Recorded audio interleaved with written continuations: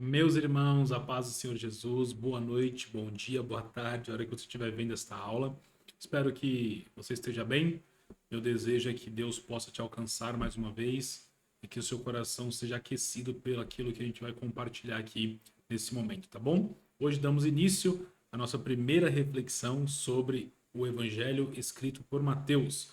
Então, começamos hoje no capítulo 1 e daremos sequência nas próximas reflexões no capítulo 2 até chegarmos no capítulo 28 durante os 28 dias de fevereiro, ok? Então vem comigo fazer essa leitura.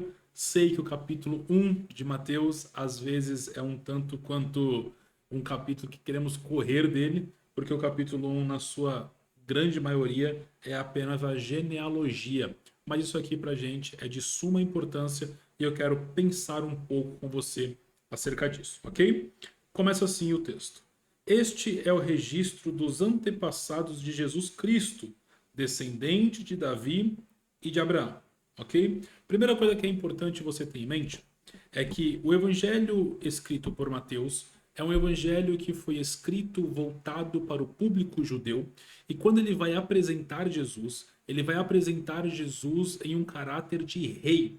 Cada evangelho tem a sua função de apresentar Jesus de uma forma específica para o público a qual ele foi direcionado. Por exemplo, quando você lê Marcos, Marcos você percebe que ele é escrito diretamente para os gregos, perdão, para os romanos. E pelo fato dele escrever para os romanos, ele vai ter uma linguagem apresentando um sofredor modelo, Cristo como sendo aquele que sofre por nós. Cristo como sendo aquele escravo sofredor, mas que deve ser imitado. Porque para os romanos isso contrastava um pouco com aquilo que eles criam. Quando você lê Lucas, por exemplo, é um público direcionado para os gregos. Então, quando você percebe a leitura ou a escrita de Lucas, ele vai tratar Jesus como um homem intelectual, ele vai tratar Jesus como aquele homem que fez grandes curas, porque a cultura, a medicina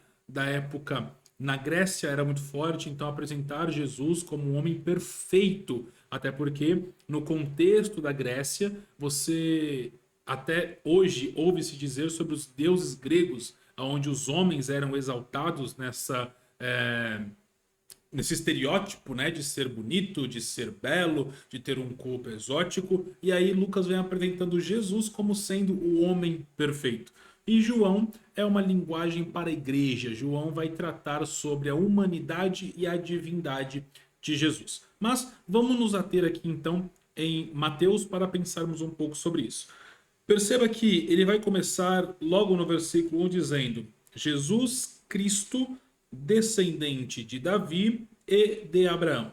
Por que ele vai começar dizendo sobre a descendência de Davi?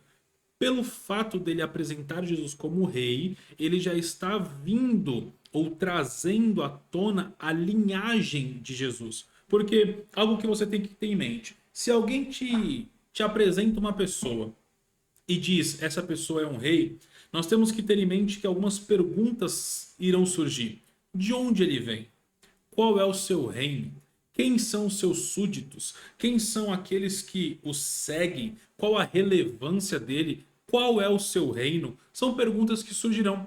Então, quando quando Mateus vai apresentar Jesus vindo da linhagem de Davi, ele já está deixando em evidência que Jesus vem da linhagem de um rei, tá bom? Então, perceba a leitura comigo no verso 2 agora.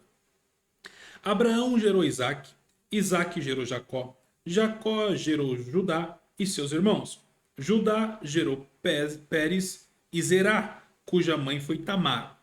Pérez gerou Esrom, Esrom gerou Rão, Rão gerou Aminadab, Aminadab gerou Naasson, Naasson gerou Salmão.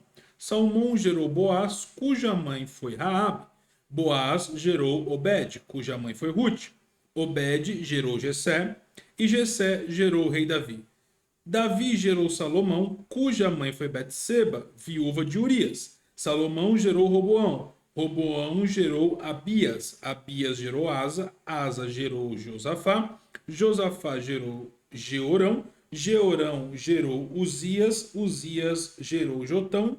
Jotão gerou Acás, Acás gerou Ezequias, Ezequias gerou Manassés, Manassés gerou Amon, Amon gerou Josias, Josias gerou Joaquim e seus irmãos, nascido no tempo do exílio babilônico.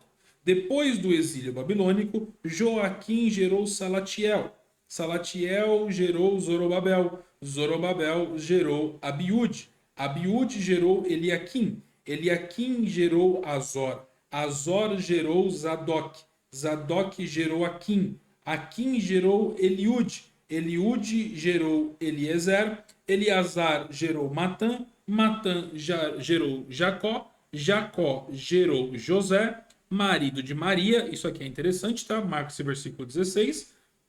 Jacó gerou José, marido de Maria, e Maria deu à luz a Jesus, que é chamado o Cristo. Portanto, são 14 gerações de Abraão até Davi, 14 de Davi até o exílio da Babilônia e 14 do exílio babilônico até Cristo. Algo interessante que nós podemos perceber aqui, principalmente no verso 17, é que ele vai fazer essa divisão. São 3 divisões de 14. São 14 gerações de Abraão até Davi, são 14 gerações de Davi até o exílio babilônico e são 14 gerações do exílio babilônico até Cristo. Por que isso? Na verdade, não tem uma comprovação exata do motivo do porquê isso foi escrito, mas é bem provável que isso tenha sido feito porque o valor numérico das letras em hebraico para Davi é igual a 14. Então, acredita-se em alguns comentários bíblicos, principalmente do Wilsberg, ele vai dizer que a intenção de Mateus fazer essas divisões, porque é claro que ele deixou fora algumas pessoas, algumas gerações ficaram de fora, e ele vai dizer que um dos motivos ele escrever de 14 em 14 é justamente porque o valor numérico do nome de Davi em hebraico é 14. Tá? Então é um dos motivos para poder ressaltar a importância de Jesus como rei. Agora, o verso 16 me chama a atenção. Ó. Jacó gerou José, marido de Maria. Perceba que você não vai ler José, pai de Jesus. Você vai ler José, marido de Maria. Marque isso aí na sua Bíblia, se você achar de importância. E Maria deu à luz a Jesus, que chamou Cristo, ou que é chamado Cristo.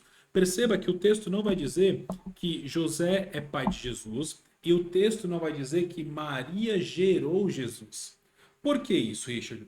Primeiro ponto, na maioria dos textos bíblicos, quando você parar para ler, você vai perceber que eles sempre dão mais ênfase ao homem do que à mulher.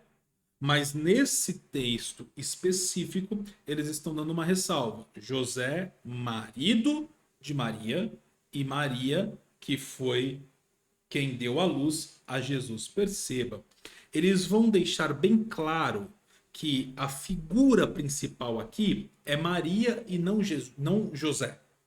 Por quê? Para que todos nós, quando lêssemos, entendêssemos que José não teve participação nesse nascimento, que José não teve participação nessa concepção. José não é o pai de Jesus. José é marido daquela que deu à luz a Jesus. E perceba que o texto também não vai dizer, ou deixar bem claro, né, que foi Maria que gerou Jesus. Por quê? Porque a intenção aqui é justamente exaltar a divindade de Jesus mediante aquilo que Mateus está apresentando. Ok? Então, por que está sendo, me permita a expressão, isolado José de todo esse contexto? Para que não houvesse nenhum mérito humano naquilo que Deus está fazendo para a humanidade. Para que nenhum homem pudesse olhar e dissesse que ele teve parte naquilo que vai acontecer. Para que nenhum homem pudesse olhar e, por algum momento, se exaltar achando que teve parte naquilo que Deus iria fazer. Então perceba, a intenção aqui é justamente deixar claro que Quem está no controle, quem está fazendo e quem está executando não tem mão humana, somente ato divino. É como se Deus estivesse fazendo algo na vida de Maria e deixando claro a todo o público. O quê? Quem está gerando, quem está fazendo nascer, quem está criando dentro de Maria, não é mérito de José, é mérito de Deus. Você consegue entender que tem projetos em nossa vida que Deus é capaz de anular toda a intervenção do homem só para que o nome dele continue sendo evidenciado no projeto? Tem projeto que Deus vai anular toda a intervenção do homem para que o nome dele continue sendo evidenciado no projeto. Tem projeto que você está com expectativa de que o homem te ajude, de que o homem intervinha, de que o homem te socorra, e Deus está anulando, neutralizando, bloqueando toda a intervenção do homem, toda a intervenção humana, só para que você entenda quem está gerando o projeto dentro de você é o próprio Deus. Isso tudo que está sendo feito na vida de Maria é para que Maria pudesse entender. Não vai ter mão humana. Não vai ter mérito humano. Ninguém vai poder se gloriar dizendo que foi por causa dele ou dela. É somente Deus agindo em Maria. É somente Deus agindo em você. Quem já foi meu aluno sabe, nós temos nossas aulas são aplicáveis. Então eu preciso trazer a reflexão dos textos aplicando para o seu dia, aplicando para a sua vida, aplicando para o seu entendimento. Então guarda isso no seu coração. Se dentre tantas outras coisas que a gente falar aqui, você esquecer de tudo, guarde pelo menos isso. Deus é capaz de neutralizar toda intervenção humana só para que o nome dele continue sendo evidenciado no projeto que ele está gerando em você. Ok? Isso aqui é grandioso demais. Isso aqui valia pelo menos um glória aí na sua casa. E se você tiver coragem, comente aqui também sobre isso. Deixe aí o seu aleluia, o seu glória, se você entende que Deus é capaz de anular as mãos humanas para que o nome dele continue sendo evidenciado em sua vida. Ok? Maravilha, vamos continuar aqui então. Verso 18, olha isso. Foi assim que nasceu Jesus Cristo. Outro ponto importante, tá? Perceba que a expressão é essa, Jesus Cristo. Havia no contexto da época outras pessoas chamadas Jesus. Jesus não era um nome tão incomum. Pelo contrário, Jesus era um nome tanto quanto comum na época, tá bom? Só que Cristo é que vai trazer a diferença do nome dele. Cristo significa ungido, ok? Então você tem Jesus, o ungido, por isso que é Jesus Cristo. Cristo não é sobrenome. Cristo é referente àquele que havia de vir, o ungido de Deus. É a mesma nomenclatura de Messias. É que um é mais voltado para o hebraico e o outro para o grego. Ok? Então você tem Cristo, o ungido, e Messias, que também significa ungido. Tá bom? Então tem isso aqui também na sua mente, tá? Vamos lá então. Ó. Foi assim que nasceu Jesus Cristo. Maria, sua mãe, estava prometida para casar com José. Antes do casamento, porém, ela engravidou pelo poder do Espírito Santo. José, seu noivo, era um homem justo e resolveu romper a união em segredo, pois não queria envergonhá-la como uma separação pública. Enquanto ele pensava nisso, um anjo do Senhor lhe apareceu em sonho e disse: José, filho de Davi, não tenha medo de receber Maria como esposa, pois a criança dentro dela foi concebida pelo Espírito Santo. Ela terá um filho, e você lhe dará o nome de Jesus, pois ele salvará seu povo dos seus pecados. Tudo isso aconteceu para cumprir o que o Senhor tinha dito por meio do profeta. Verso 23. Vejam, a virgem ficará grávida e dará à luz a um filho, e o chamarão Emanuel, que significa Deus conosco.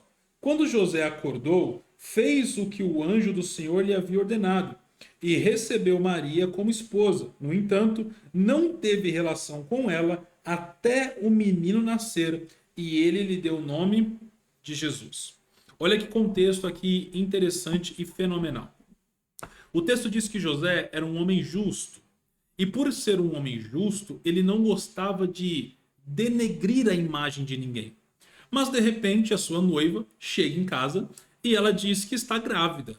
Quando ela conta isso para ele, obviamente ele vai olhar para ela e internamente ele vai pensar em romper esse casamento, esse futuro casamento. Ele vai olhar para ela e eles entram meio que num acordo. Vai acabar aqui. Eu não vou a público, eu não vou dizer para os outros, eu não vou falar o que aconteceu, só vai acabar aqui. Se José rompe o noivado e não se casa com Maria, você consegue entender que quando Jesus nascesse de Maria, eles iriam olhar para Jesus como filho de alguém que teve um relacionamento extraconjugal?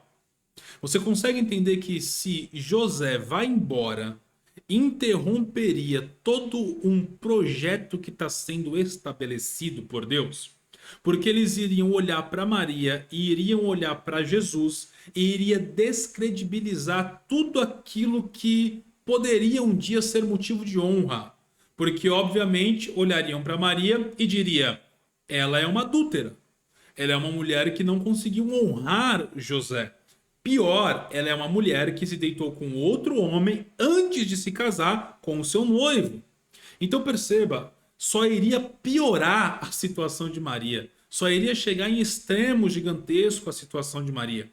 Se José vai embora, todo um projeto poderia ser colocado em risco. Só que naquela noite, José, quando dorme, o anjo do Senhor aparece para ele. E diz a frase que nós conhecemos: José, não abandone Maria, pois o menino que está nela foi fruto do Espírito Santo. Case-se com ela. José, quando acorda, entende que foi um anjo que falou com ele e ele vai cumprir aquilo que o anjo então lhe falou. Agora, o que eu acho interessante é que, se José vai embora, o projeto corre risco. Se José some, o projeto corre risco. E Deus vai intervir no meio da situação para que o projeto possa ser dado continuidade. Você consegue entender que toda vez que um homem colocar o projeto de Deus em risco, Deus se manifestará para intervir com o homem? Deus não permitirá que a atitude humana faça com que o projeto divino seja prejudicado. Eu estou liberando isso aqui para alguém, ok? Eu estou liberando para sua casa, eu estou liberando para sua família, eu estou liberando para o seu projeto, eu estou liberando para sua empresa, eu estou liberando para sua vida ministerial. Todas as vezes que uma atitude humana for interromper ou prejudicar o projeto que Deus está estabelecendo em você, Deus vai intervir para tratar com o homem. Isso aqui não é vingança, até porque Deus não vai condenar José a nada, mas é Deus quem fala com José. José não vai ficar simplesmente porque ama Maria. José não vai ficar simplesmente porque acredita em Maria. José vai ficar porque Deus interveio na situação. Eu quero que você entenda isso aqui nesse final de aula já, que na verdade não é nenhuma aula tão profunda, é mais para que a gente tenha uma reflexão sobre o texto. Eu quero que você entenda que Deus está te tranquilizando agora e dizendo: não vai ter intervenção humana e não vai ser interrompido pela decisão humana. O projeto que eu estou gerando em você vai crescer e vai nascer. Ele está crescendo dentro de você. E ele vai nascer, vai exterializar, ele vai materializar, ele vai vir para fora, ele vai sair daí de dentro. Ele não será interrompido pelo homem. Ele não terá intervenção humana, porque Deus ainda é aquele que promete e cumpre o que fez. Então, esta noite, esta manhã, a hora que você estiver vendo essa aula, eu quero que você pense nisso, tá? Jesus, ele vai ser apresentado. Mateus está apresentando a história de Jesus antes de Jesus nascer, porque Jesus vai nascer nos próximos capítulos. Mas Mateus já está apresentando a história de Jesus. Guarda isso. A história, ela não começa quando você está em evidência. a história começa no anonimato. Mateus está apresentando a história de Jesus e Jesus ainda está oculto dentro de um ventre. Eu estou dizendo para você que há momentos que Deus vai te ocultar para construir a sua história. Para quando você estar em público, quando você chegar em evidência, você ter história para contar. E não para vanglória própria, não por soberba, não por prepotência, mas para dizer: eu não cheguei aqui de paraquedas.